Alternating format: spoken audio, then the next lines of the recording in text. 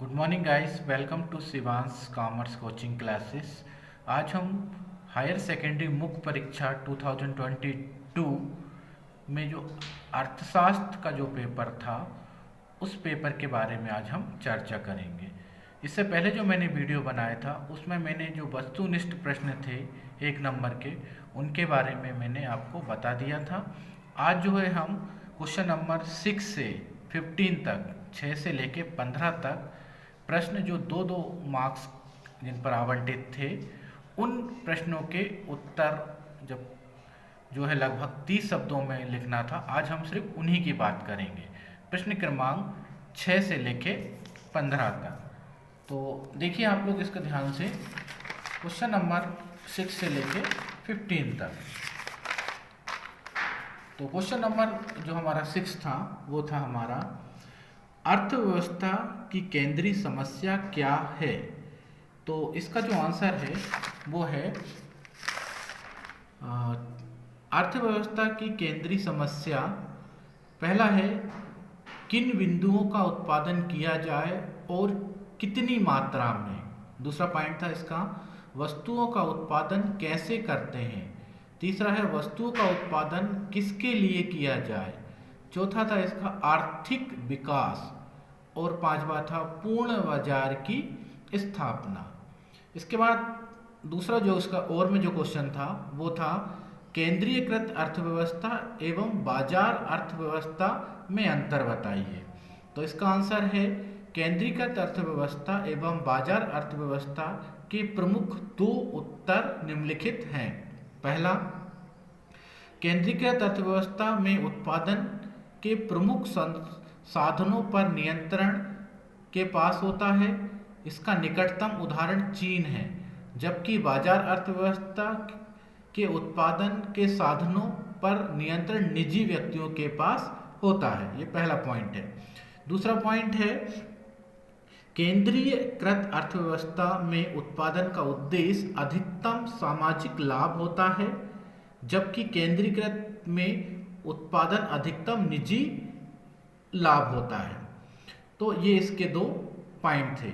इसके बाद question number जो हमारा 7 था, उस क्वेश्चन में जो है हमसे पूछा गया था कि एक ऐसे बाजार जिसमें केवल दो ही उपभोक्ता हैं तथा मान लीजिए वस्तु के लिए उनकी मांग इस प्रकार है, P 1 2 3 4 5 6, D1 9 8 7 6 5 4, D2 24 20 18 60 14 एंड 12 वस्तु के लिए बाजार मांग की गणना कीजिए। इसके जो और में जो क्वेश्चन था वो था कि निम्न स्तरीय वस्तु क्या है, उदाहरण दीजिए। तो मैं दोनों के आंसर बता रहा हूं।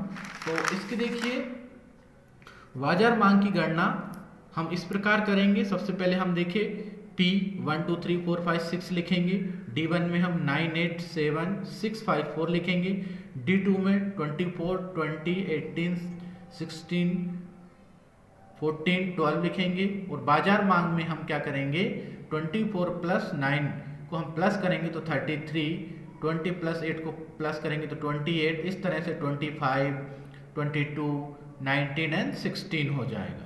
इसके बाद दूसरा इसी के और में जो हमारा क्वेश्चन था वो इस प्रकार था कि निम्न स्तरीय वस्तुएं वे वस्तुएं होती हैं जिनके लिए मांग उपभोक्ता की आय के विपरीत दिशा में जाती है, अर्थात उपभोक्ता की आय एवं मांग में विपरीत या ऋणात्मक संबंध होता है।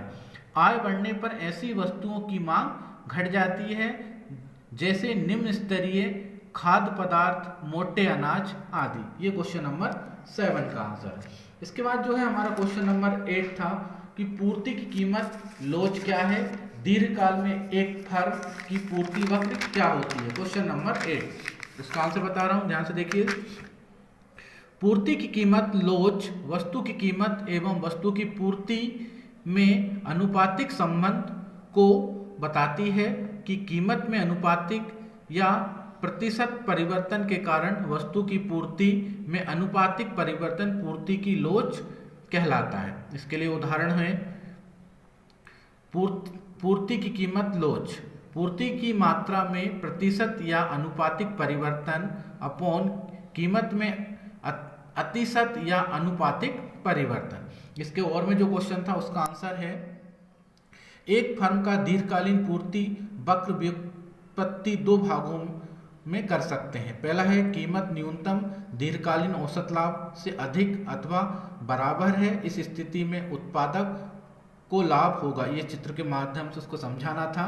इसके बाद दूसरा था इसका, कीमत न्यूनतम दीर्घकालीन औसत लागत से कम है तो उत्पादक को हानि होगी। उसके लिए इस पिक्चर के द्वारा उसको समझाना था। अब क्वेश्चन 9 था, बाजार संतुलन कीमत की विवेचना कीजिए। इसका आंसर है, बाजार संतुलन बाजार में वस्तु की मांग एवं वस्तु की पूर्ति द्वारा निर्धारित मूल्य है जो वस्तु की सीमांत उपयोगिता एवं सीमांत लागत द्वारा तय होता है।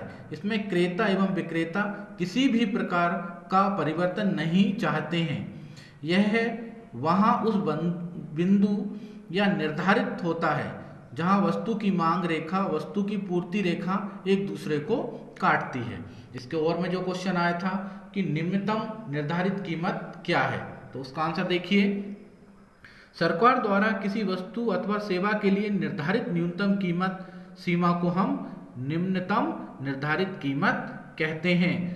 कुछ वस्तुओं एवं सेवाओं की कीमत एवं स्तर से वांछनीय नहीं होती, जिसे सरकार निम्नतम कीमत निर्धारित की जाती है, जैसे कृषि समर्थन कीमत, कार्यक्रम, मजदूरी, न्यूनतम मजदूरी विधान आदि। इसके बाद क्वेश्चन नंबर 10 था, औसत आय क्या है।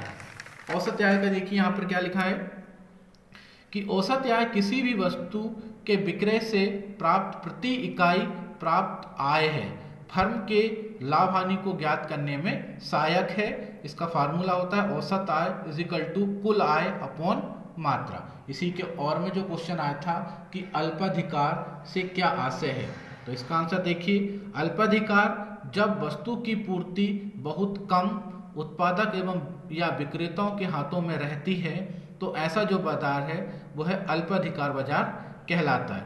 इस बाजार में वस्तु के विक्रय हेतु गलाकार प्रतियोगिताओं विक्रेताओं जो होती हैं उससे बचने के लिए आपस में समझौता भी कर सकते हैं। इसके बाद क्वेश्चन नंबर 11 था, समष्टि आर्थिक विश्लेषण किसे कहते हैं, और इसके और में क्वेश्चन था, विश्व महामंदी कब एवं क्यों हुई। दोनों के आंसर बताऊंगा मैं, आप देखिए। तो पहला है समष्टि आर्थिक विश्लेषण अर्थशास्त्र की वह शाखा है जिसमें संपूर्ण अर्थव्यवस्था के योगों का अध्ययन किया जाता है, जैसे राष्ट्रीय आय, रोजगार, राष्ट्रीय बचत, राष्ट्रीय निवेश आदि, जिसका उदय 1929 को हुआ था। इसके बाद अगला क्वेश्चन था हमारा विश्व महामंदी का क्वेश्चन था कि कब हुई थी। तो विश्व महामंदी 1929 में हुई थी, जिसका प्रभाव यूरोप एवं उत्तरी अमेरिका के देशों में देखने को मिला था।